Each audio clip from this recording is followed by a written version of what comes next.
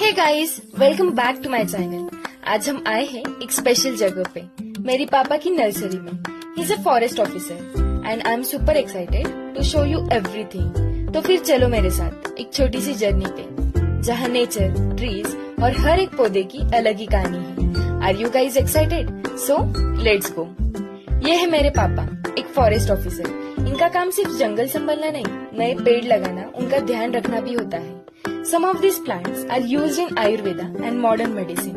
After all, nature is the first doctor now. इसीलिए I am feeling inspired. One day I'll heal lives in the hospital, just like my papa heals life in the wild.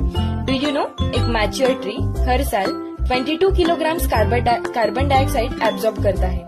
Foresters not only protect forest, but they also manage biodiversity. आज का दिन मुझे याद रहेगा. Not just because I spent it with papa, but because I saw how much effort goes into growing every single plant. Respect to all the forest officers out there. Bye guys.